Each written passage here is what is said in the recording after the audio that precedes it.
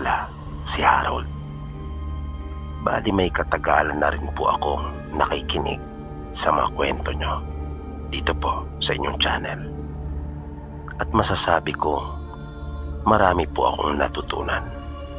At talaga naman po nakakalibang ang mga kwentong ipinapadala po sa inyo. Matagal ko na sanang gustong ipadala yung kwentong nalalaman ko. Bali karanasan po ito ng pamilya ko. Na mangyari ito ay bata pa po ako. Pero natatandaan ko pa pong malinaw ang lahat base sa pagkaunawa ko ng mga pangyayari. Masaya po kaming namumuhay noon sa aming probinsya. Bagaman hindi po kami mayaman at salat po talaga sa pera. Isang araw ay bigla na lang may dumating na tao sa aming bahay. Hindi namin ito nakikilala. Nang magtanong ang mga magulang ko sa lalaki, ay narinig kong sinabi niya na takas raw siya na bilanggo. Pero wag umano kami matakot dahil hindi naman talaga siya masamang tao at napagbintangan lamang. Kaya nga raw pinilit niyang makatakas dahil mahigit 1 taon na raw siyang nagdurusa sa loob ng kulungan sa isang kasalanang hindi naman umano niya ginawa. Hindi kagad nakapagsalita ang mga magulang ko noon. Natatandaan ko pa ngang nagkatinginan ang nanay at tatay ko na para bang tinatanong nila ang isa't isa kung kanila bang patutuloyin ang lalaki at paniniwalaan o itataboy nila ito. Pero narinig kong bigla na lang nagsalita ang tatay ko at kanyang pinatuloy ang lalaki at sinabing doon na raw nila ipagpatuloy yung kanilang pagkukwentuhan sa loob. Nang pumasok na sila ng bahay ay sumunod na rin kami ng kuya ko. At nang nasa loob na kami ay muling nagkwento ang lalaki. Sinabi nitong biktima lamang umano siya ng maling kalakaran at bulok na sistema. Isa kasi sa anak ng kilalang pamilya sa kanilang bayan ay nakapatay.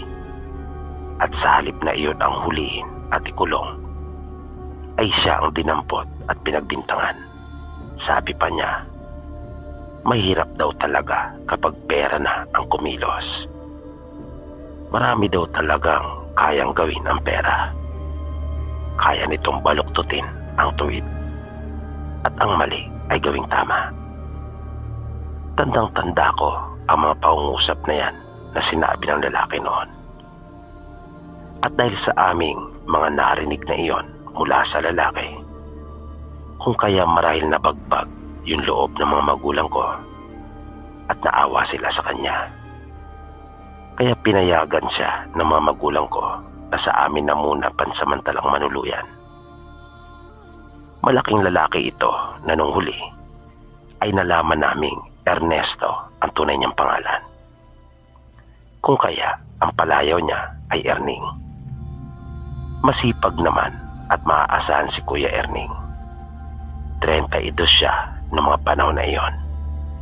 Habang ang kuya ko at ako ay pawang mga bata pa. Ang kuya ko noon, kung hindi ako nagkakamali, ay nasa edad 15. Habang ako naman ay magsasampung taong gulang pa lamang. Naging katukatulong si Kuya Erning ng mga magulang namin. Madalas itong sumama kay tatay, lalo na sa mga gawain nito sa bukid. Kaya napansin ko yung mga peklat niya sa halos buong katawan. May mga peklat siya na parang mga hiwa. Iba-iba ang haba ng mga iyon at laki. Kaya naisip kong marahil ay malikot ito nung kabataan niya. At nung nagbinata naman ay malamang na palaaway.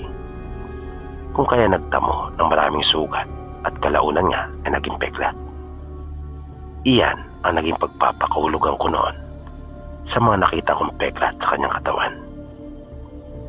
Nang halos magkakalahating taon na si Kuya Erning sa amin, ay doon na nagsimulang makaramdam kami ng kakaiba. Isang madaling araw iyon na habang natutulog kami, ay bigla na lang nagising ang kuya ko. At kanya din akong ginising.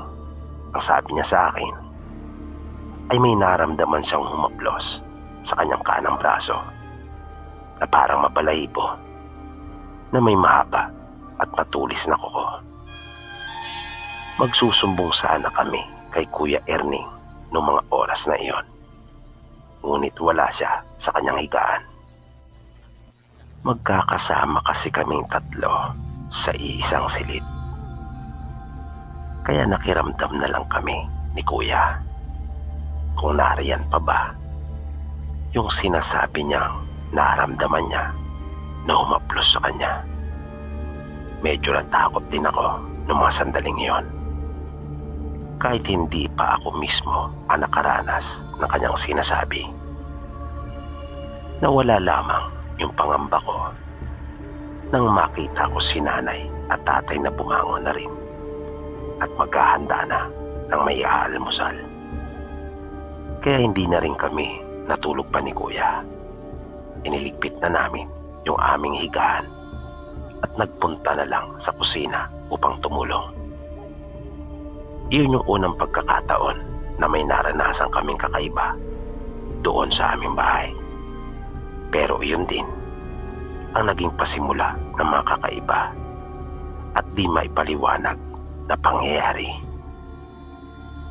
Dahil halos isang araw lang ang pagitan mula nang maganap iyon, ay nasundan na kaagad ng kababalagan. Galing kami noon ni Kuya sa paaralan at medyo padilim na. Nang bigla na lang naming maramdaman ang malakas na hangin sa itas ng aming ulo. Napatingala kami kapwa ni Kuya, pero wala naman kaming nakita.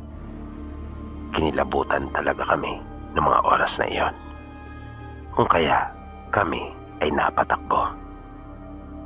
Pero naramdaman namin na tila mayroong sumusunod.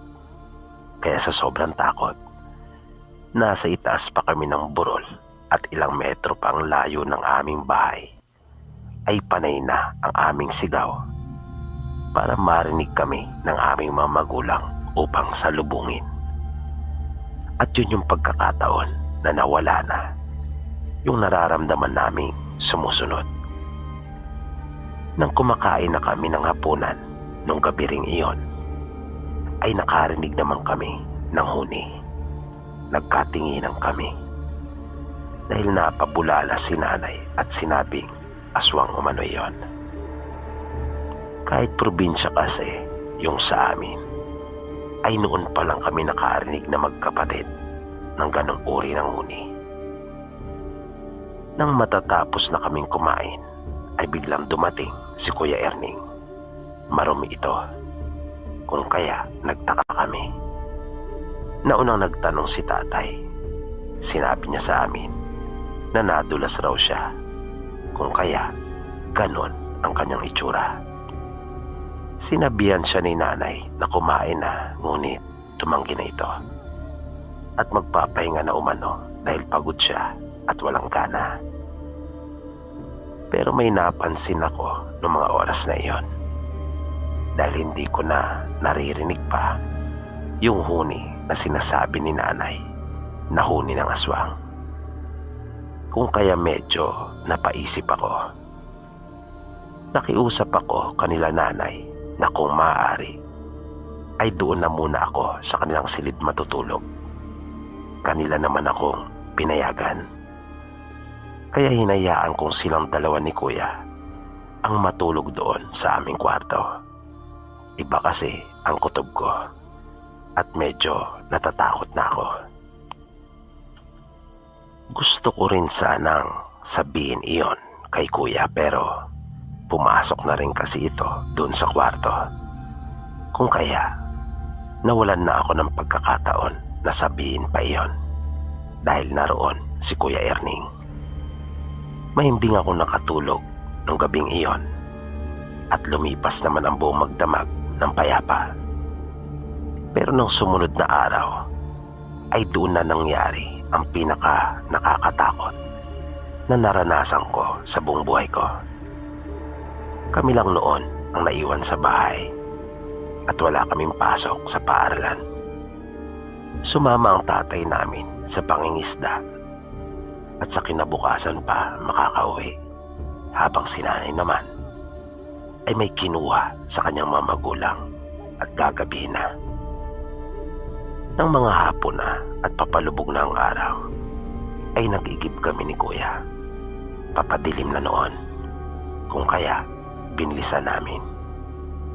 Pagdating sa bahay ay sinindihan na namin kaagad yung aming mga ilawan. Nagsaing na rin si kuya. Naisipan namin mag-ihaw na rin ng tuyo upang may makain kami. Nang bigla na lang namin marinig uli yung paghuni na iyon ng aswang. Tinandaan kasi namin ni kuya yung tunog na iyon nang sabihin ni nanay na huni nga raw iyon ng aswang. Ang lalong ikinatakot pa namin ay yung ginagawa nitong pagpagaspas na naririnig talaga namin dahil sa lakas. Maging yung pagtunog ng mga dahon ng puno na mahalata mo talagang mayroong dumapo na malaking nilalang. Dahil kung yung pagpagaspas nga ng manok ay malakas, yung narinig namin ay mas malakas talagang dihamak. Kaya kinabahan na talaga ako noon ng todo.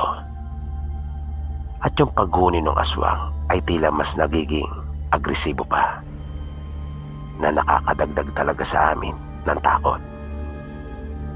Sinabi ko kay kuya yung masamang kutob ko. Sinabi ko sa kanya na sa palagay ko ang aswang ay si Kuya Erning.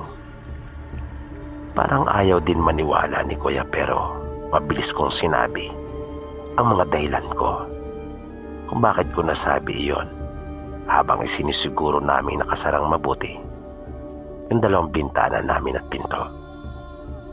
Sumigaw ako at sinabi kong wag niyang gawin sa amin iyon, na binanggit ko talaga yung pangalan ni Kuya Erning. Narinig namin ni kuya na tila mas nagalit pa yung aswang. Pero ilang saglit lang ay nawala na rin ito.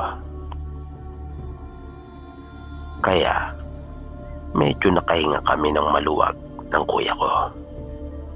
Pero makaraan ang ilang oras nang tapos na kaming kumain at kasalukuyang nakikinig ng mga paborito naming programa sa radyo, ay biglang humuni na uli ang aswang.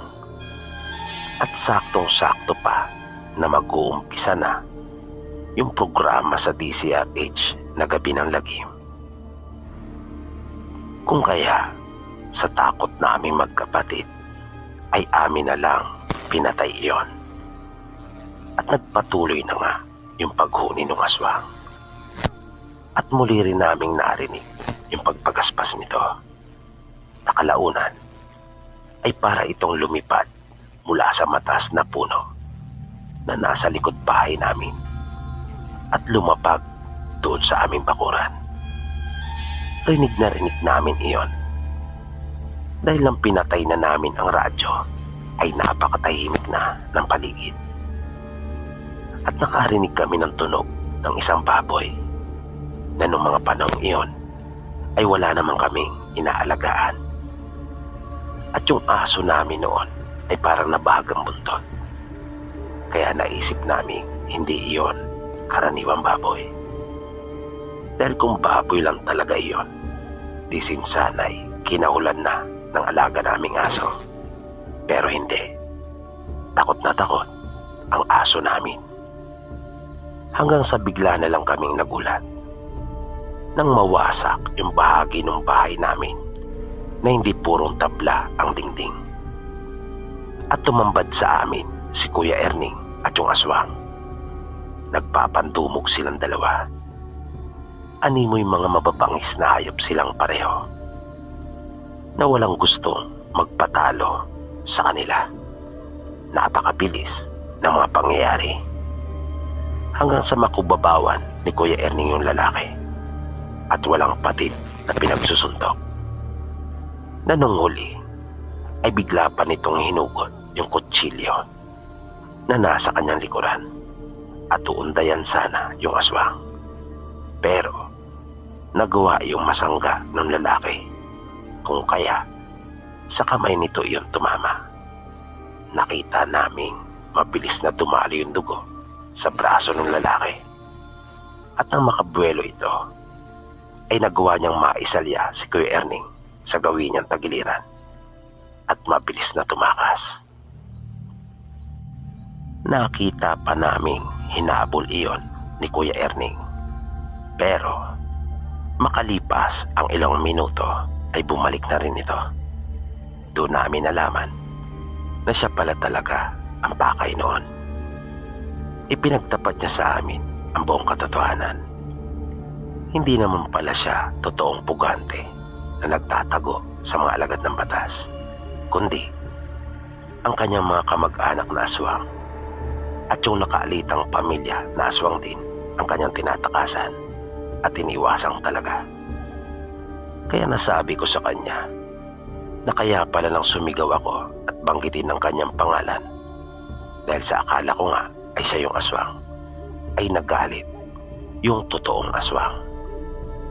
Nagalit ito nang marinig ang pangalan ni Kuya Erning at nang malaman ito na wala pa si Kuya Erning sa bahay, ay umalis muna ito.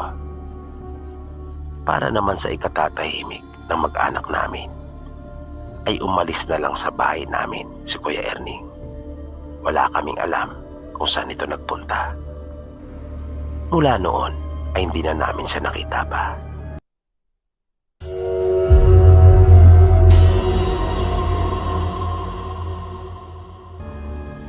Ipinadala at ibinahagi ng isa nating tagapakinig. Ito ay tungkol sa nakakakilabot na karanasan ng kanyang lolo. Ayon pa kay Mira, hanggang ngayon ay patuloy pa rin ang nagaganap na iringan sa pagitan ng kanilang mga kamag-anak. Nag-ugat umano ang lahat dahil sa usapin sa lupa. Ang tiyuhin kasi ng kanyang lolo Berting ay may masamang ugali. Bali kapatid ito ng ama ni Lolo Berting at may pagkagahaman ito. Matapos mamatay ang kanilang mga magulang, ay pinarte nilang dalawa ang lupa pagkat sila lang naman ang tanging tagapagmana. Pero nais pang kunin pati ang bahagi ng lupa na minana ng tatay ni Lolo Berting. At dito na nga nag-umpisa ang hindi magandang relasyon sa pagitan ng kanilang pamilya. Umabot pa hanggang sa korte ang kanilang usapin at naipanalo naman ng pamilya nila Lolo Berting ang kaso. Pero dahil doon ay mas lalo pang naging desidido ang tiyuhin niyang si Kadyo na mapa sa kanya ang lupa nila Lolo Berting. Nung mga panahong iyon ay 18 anyos na si Lolo Berting at saksi siya sa kasamaan ng kanyang tiyuhin. Minsan ay sumugod sa bahay nila ang kanyang tiyuhin kasama ang mga anak na lalaki nito. Hindi sila lumabas ng bahay pero armado din sila ng mga itak. Dalawa lang sila Lolo Berting na lalaki sa kanilang pamilya at argabyado talaga pagdating sa bilang. Kaya minarapat nilang wag na lang lumabas. Pero lalaban sila kung kinakailangan. Iniisip din nila noong mga pagkakataon na iyon na kahit paano ay kadugo pa rin nila ang mga ito. Ngunit kung papasukin na sila ng mga ito sa kanilang pamamahay, ay mapipilitan na silang lumaban at ipagtanggol ang kanilang mga sarili. 3 ang kapatid ni Lolo Berting at puro sila mga babae. Rinig na rinig ni Lolo Berting yung mga pagmumura at masasakit na salitang binibitiwan ng mga kaanak nila. Kung siya nga lang ang masusunod, ay lalabasin na sana niya ang mga ito upang matapos na. Pero ayaw pumayag ng kanyang ama't ina, pati na ng kanyang mga kapatid na babae. Ang masaklap, gumamit ng ibang paraan ang mga ito, na makalipas lamang ang halos 2 buwan ay biglaan na lang nagkasakit ang kanilang ama na si Mang Erning.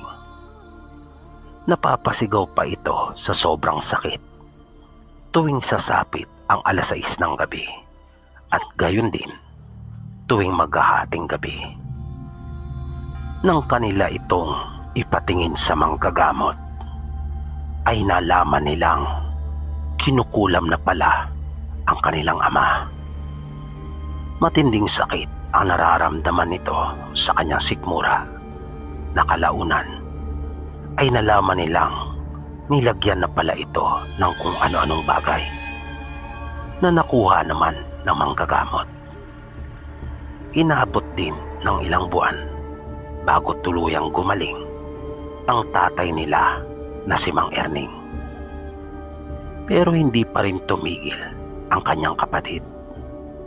Matindi ang galit nito sa kanya dahil hindi na raw nirespeto ang pagiging mas panganay niya at sinusuway siya, na pinangangatwira na naman ni Mang Erning. Nasusunod naman umano siya kung tama ang gustong mangyari ng kuya niya at ipinapagawa. Pero kapag mali, ay hindi umano siya susunod dito. Minsan, nang magpunta ang mga magulang ni Lolo Berting sa kanilang lolo at lola na nasa ibang bayan, ay naiwan sila ng kanyang 3 kapatid na babae. Gabi na noong mga oras na iyon at pare-pareho na silang mga nakahiga, nang bigla na lang kumahol ang kanilang alagang aso.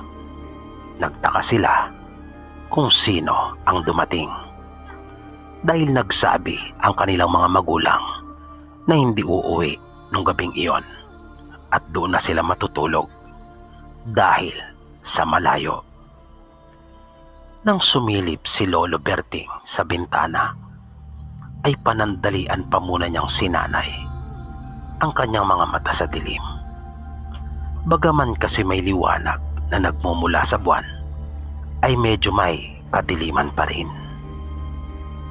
Wala naman siyang nakita na may dumating, kaya naisip niyang marahil ay may hayop lang na kinahulan ang kanilang alaga.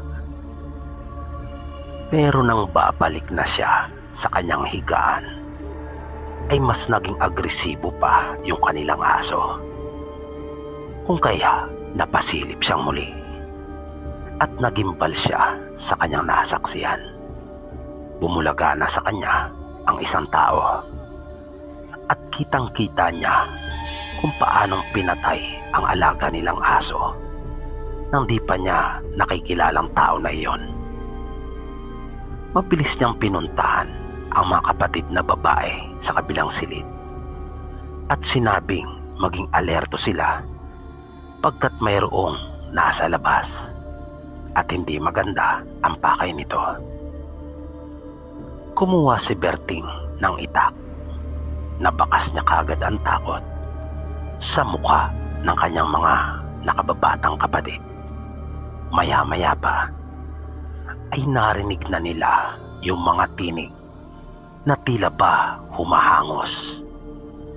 Humihingal ang mga ito na parang hindi mo mawari kung malayo ang kanilang mga pinanggalingan o tila ba nag-aapura at sabik na sabik.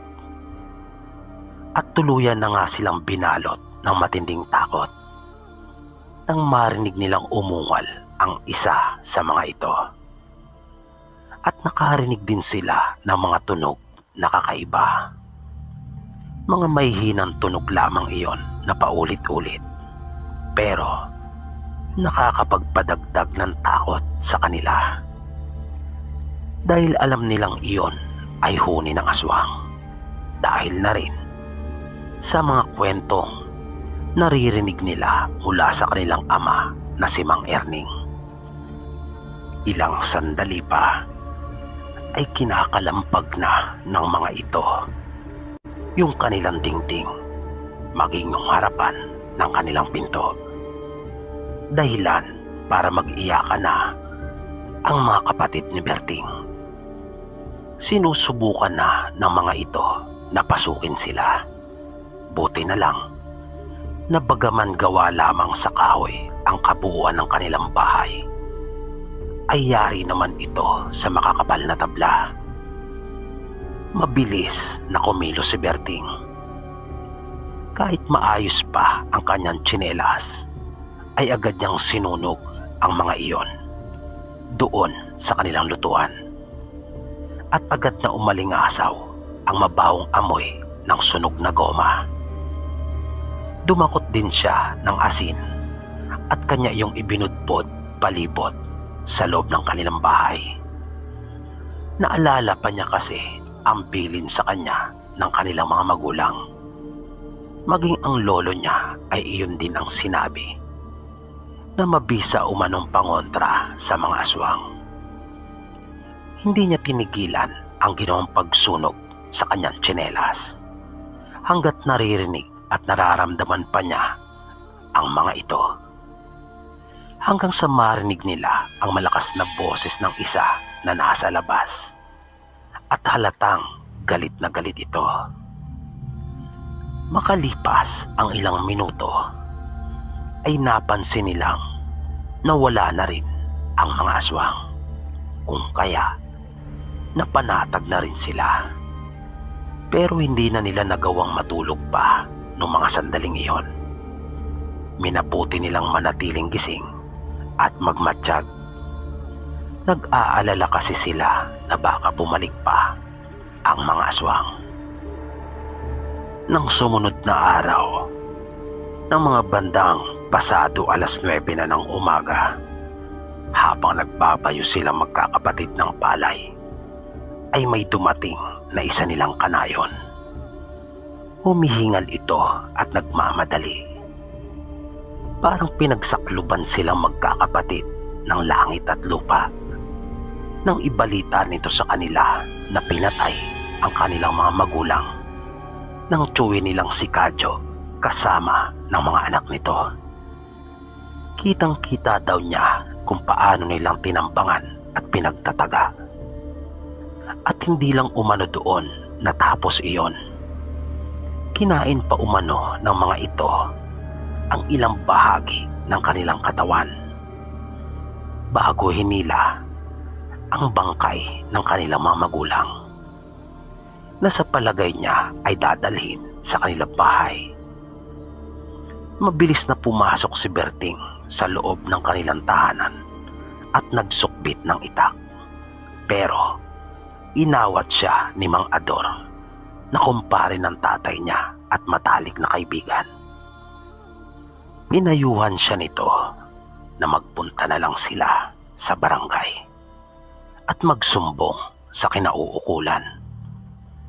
Sinabi nito sa kanya na mapapahamak lang rin siya kung susugod siya doon sa bahay ng kanyang tiyuhin. Nakinig naman si Berting at iyon nga ang kanilang ginawa. Sinamahan naman siya ni Mang Ador hanggang sa may dumating na mga pulis. Kasama mismo ng mga ito ang kanilang commander na kilala din sa kanilang bayan.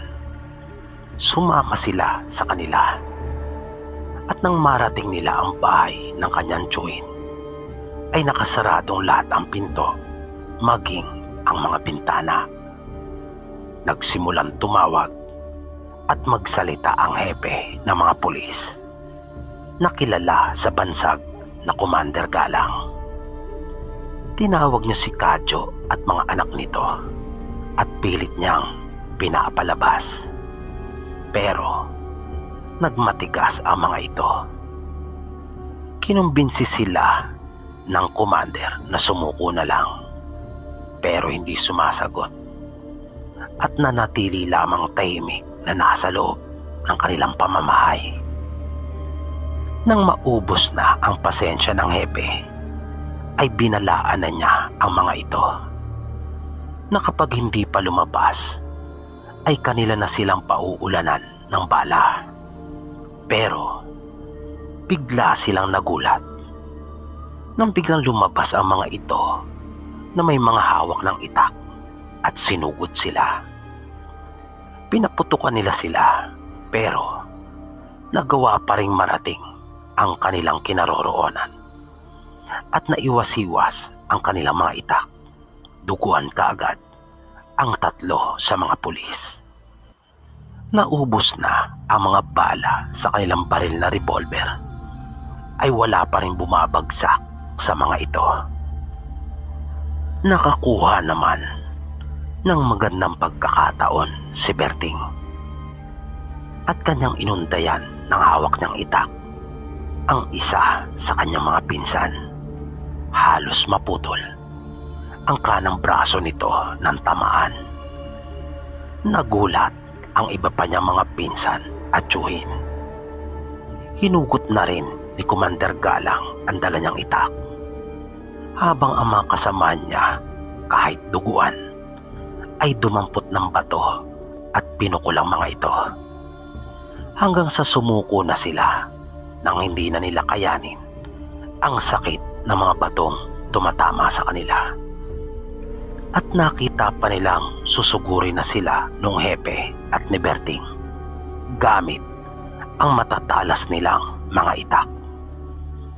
Matapos na sumuko si Kadyo at mga anak nitong lalaki, ay nakita nila sa loob ng bahay ang katawan ng kanilang mga magulang na wala ng buhay.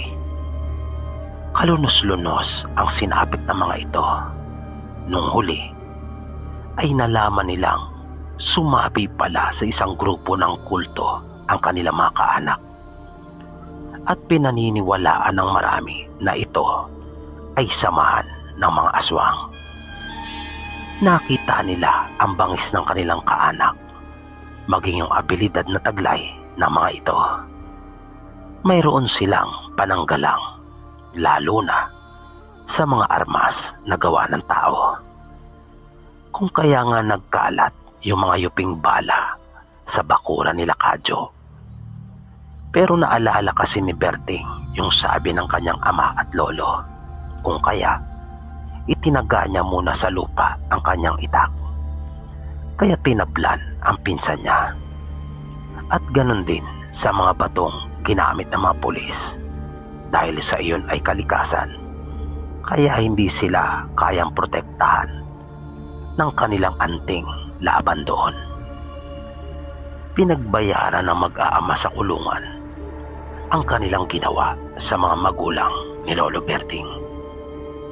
Napabantog ang pangyayaring ito sa kanilang probinsya, at kinatakutan naman ang mga miyembro ng nasabing kulto ng mga aswang.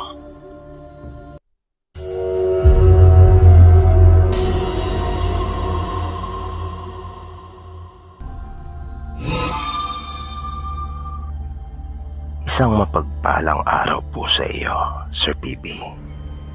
Ako nga po pala si Myra. Kasalukuyan po akong nagtatrabaho dito sa ibang bansa. Babahagi ko lang po yung naging karanasan ko nung ako po ay nasa probinsya pa. Taga Western Visayas po kami. At alam niyo naman po siguro, nakilala yung probinsya namin at mga karatig lalawigan pagdating po sa mga aswang. Alam niyo po, itanggiman ng marami ang tungkol sa bagay na yan, marami din ang makapagsasabi na totoo at umiiral ang mga aswang.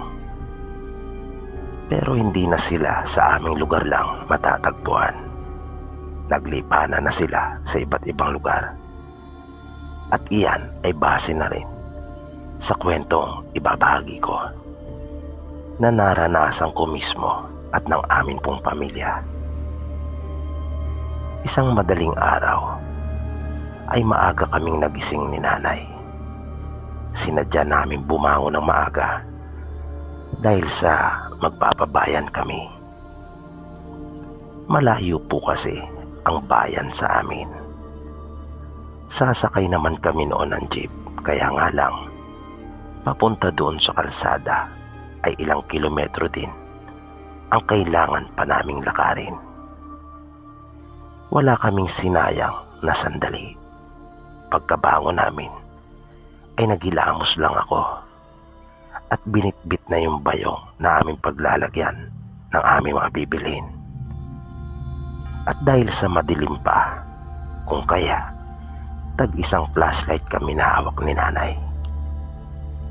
Nang nangangalahati na kami sa aming ginagawang paglalakad, ay bigla na lang mayroong lumipad sa ibabaw ng ulo namin. Dahil sa nagulat kami ni nanay, kung kaya halos magkasabay naming inilawan iyon ng flashlight. Nakita naming gumagalaw pa yung sanga ng malaking puno. Malakas yung pagaspas na aming narinig, kaya medyo kinilabutan na kagad ako dahil naisip kong malaking nilalang iyon.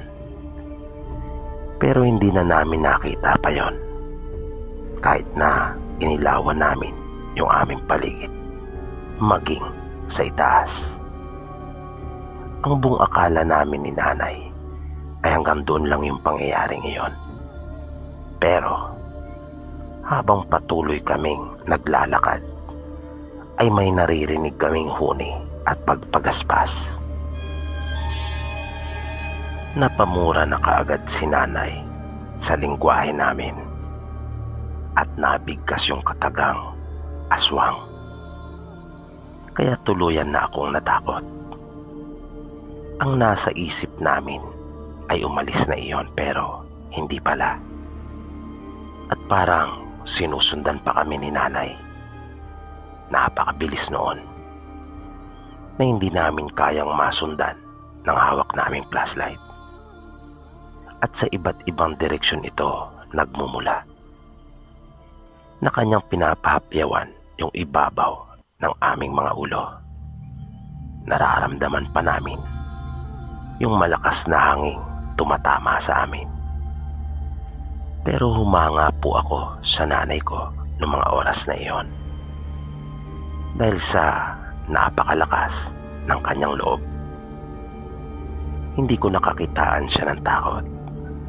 Kanya pang ang hinamon yung aswang na magpakita at wag raw magtago. Hinamon niya ito na harapin kami, bagay na hindi ko nagustuhan yung ideya na iyon. Ayoko makita ito ng harapan. Baka himatayin pa ako. Nakita kong may kinuha si nanay sa kanyang bayong. Isa iyong kutsilyo na mahaba at mayroon pa iyong magandang lalagyan na ang tawag sa amin ay tagob. Pag-aari iyon ni tatay. Inilabas iyon ni nanay mula sa lalagyan. Napakatulis at napakatalas noon. Nagpatuloy yung ginagawang iyon ng aswang sa amin. Tumigil lamang ito nang sabihin ni nanay na kanya siyang nakikilala. Kaya tigilan na umano kami nito dahil kung hindi ay susugurin niya ito sa kanilang pamamahay mismo pagsikat ng araw. At pagkatapos ng sabihin ni nanay ang mga pangungusap na iyon, ay nawala na ito. At muli nang tumahimik ang paligid. Pasikat na ang araw nang masapit namin yung kalsada kung saan kami mag-aabang ng jeep na aming sasakyan papunta ng bayan. Mahigit 1 oras din ang itinagal ng aming biyahe. Nang sapitin namin ang bayan, ay ilang oras din kaming nag-ikot-ikot doon. Marami kaming mga bibilhin.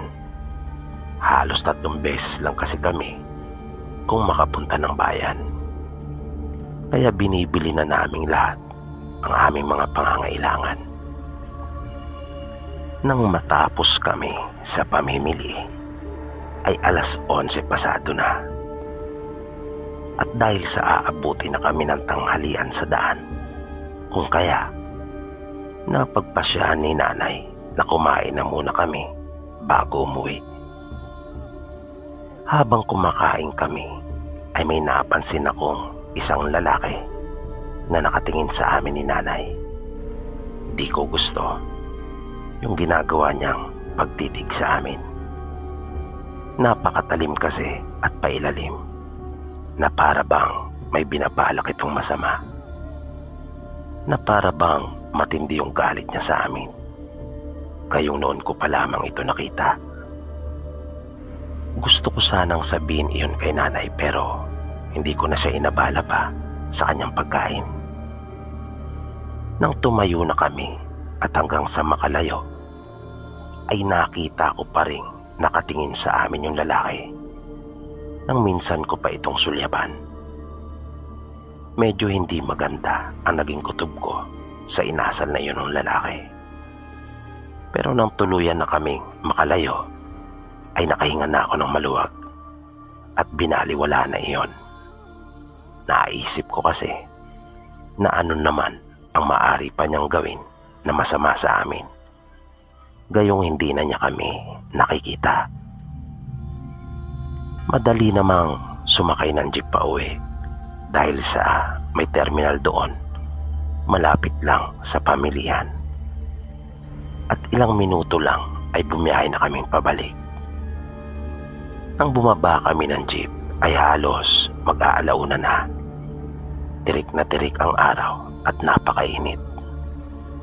Sinimulan na namin ni nanay yung paglalakad. Nang nangangalahati na kami ay biglang bumilis ang pagkalabog ng dibdib ko. Naalala ko kasi yung nangyari nung papunta pa lang kami kanina sa bayan. Malapit na kasi kami doon sa lugar ng pinangyarihan. Nang bigla akong nagulat at halos mapahiyaw ako nang makita kong naroon sa may gawing itaas yung lalaki na nasa tabi ng isang puno. Siya yung lalaking nakita kong nakatitig sa amin ni nanay ng masama habang kumakain kami sa pamilihan. Takang-taka talaga ako kung paano niya nagawang makarating kaagad doon na nauna pa siya sa amin ni nanay. At napaisip ako kung saan ito dumaan.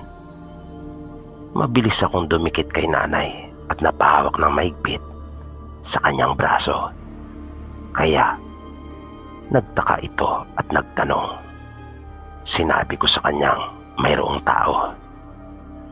Pero ang naging tugon niya lang sa akin ay ano naman. Kaya sumagot na lang ako at sinabing wala at hindi na umimik pa. Pero hindi talaga ako bumitiw sa pagkakahawa ko kay nanay. Nang lingunin ko ang lalaki ay laking pagtataka ko. Nang hindi ko na ito nakita pa, mabilis itong naglaho na parang bula. Gulong-gulo ang isip ko ng mga sandaling iyon. Gusto kong iwaksi iyon sa isip ko at ituon na lamang ang aking atensyon sa iba. Pero hindi ko magawa. Habang naglalakad kami ni nanay, ay paulit-ulit na sumisiksik sa isipan ko yung mga nangyari. At hindi doon nagtapos ang lahat, Sir PB. Dahil kinagabihan noon, ay mayroon pang nangyari na talagang nakakatakot. Unang pagkakataon na nangyari yon sa amin. Kasalukuyan na kaming naghahanda ng kapatid ko para matulog. Naglalatag na kami noon ng banig. Habang sila nanay naman ay nagpapahinga na rin sa kanilang silid.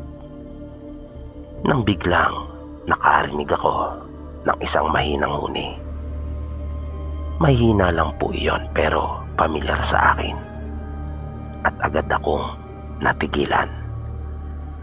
Dahil iyon yung huni nung sinasabi ni nanay na aswang na nataong nadaanan namin at tila nabulabog nung nagpabayan kami. Pansamantala kong itinigil ang aking ginagawa at nakiramdam.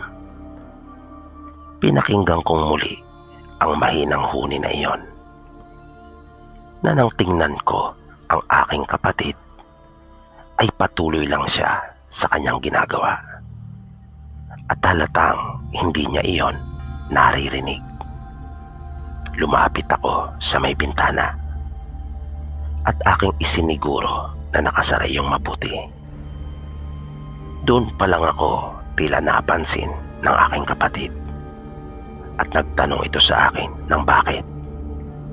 Marahil ay nanibago siya sa mga ikinikilos ko. Pero sa halip na sagutin siya ay nagtanong ako sa kanya kung wala ba siyang naririnig na kakaiba. Huminto itong sandali sa ginagawa at nakinig. Sinabi niya sa akin, wala naman. At muli siya nagtanong sa akin ng bakit. Sinabi ko na lang sa kanya na wala, para kasing may kakaiba ka akong humuhuni. Muli siya nagsalita at sinabing marahil ay guni-guni ko lang raw iyon. Kaya sinabi kong baka nga at niyaya ko na siya na mahiga na kami. Nang nakahiga na kami ay patuloy akong nakiramdam. Naririnig ko pa rin yung mahinang huni ng aswang na sa pakiwari ko ay para bang nasa kabila lamang ng aming dingding. Maya-maya ay bigla na lamang kumahol ng malakas yung aming aso. Pero di nagtagal ay umiyak ito na tila ba nasaktan.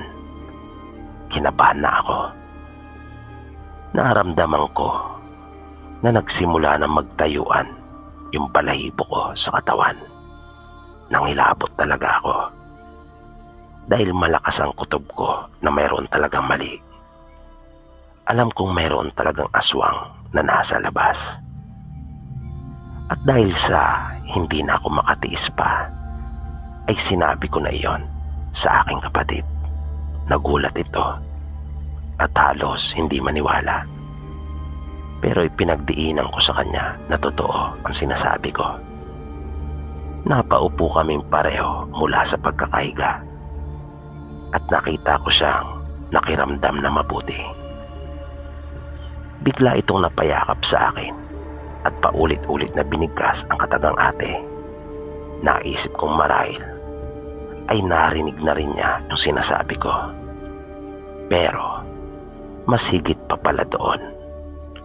Dahil mula sa huni na nililikha nito kanina, nung mga sandaling iyon, ay para na itong humihingal. Na para bang sabik sa isang bagay na gusto na iyong makuha kagad. Tatayo na sana kami para pumunta sa mga magulang namin nang bigla naming marinig ang malakas na mga pagsigaw nila nanay at tatay. Biglang nagkagulo sa labas ng bahay. Nakarinig kami ng mga pagkaluskos at pagkalabog. Kaya nagmamadali kami ng kapatid kong lumabas at nakita namin ang aming mga magulang na nasa labas na ng bakod. Nakapwa sila may hawak na itak na tila ba may tinutugis. Nalaman namin nung huli na iyon pala ay dating manliligaw ni nanay. Nasabi pa niya, ang pagkakaalam niya ay matagal na ito nagpa-Maynila. Nang tanungin ko si nanay kung paano siya natunto nito, ay sinabi niyang marahil ay ito rin yung aswang na sumunod sa amin sa daan nung kami ay papunta ng bayan. Kaya ko na itanong kung paano natuntun si nanay nung dati niya manliligaw. ay dahil sa dayo lamang si nanay sa lugar. Ang taga roon talaga ay si tatay. Kaya naging malinaw na rin sa akin na nung makasabay namin ito sa daan, ay hindi naman pala talaga ito nakikilala talaga ni nanay. Nagkunwari lamang pala siya noong mga oras na iyon. Yun na nga, kalaunan ay nalaman niyang totoo palang kilala niya ito nang kanilang makita ni tatay dahil sa dati niya iyong manliligaw. At nang ikwento ko kay nanay yung tungkol sa lalaki doon sa bayan noong kumakain kami at kanyang ipalarawan sa akin, ay sinabi niyang yun nga ang sumugod sa amin nung gabing iyon para mangaswang. Nang magtanong pa kami kay nanay kung dati na ba niyang alam na aswang ito, ay sinabi niyang wala rin siyang alam kung paano naging aswang ito. Dahil hindi naman daw ito dating ganon. Maayos naman umano ang pamilya nito. At ni minsan ay wala naman silang nabalitaan na mayroon silang lahi ng mga aswang. Dito po pansamantalang nagtatapos ang ating programa. At sana po'y inyong nagustuhan ang kwentong ating itinampok sa pagkakataong ito. Sana po ay patuloy niyo pang subaybayan ang mga susunod pa nating kwento. Maraming salamat po at hanggang sa muli.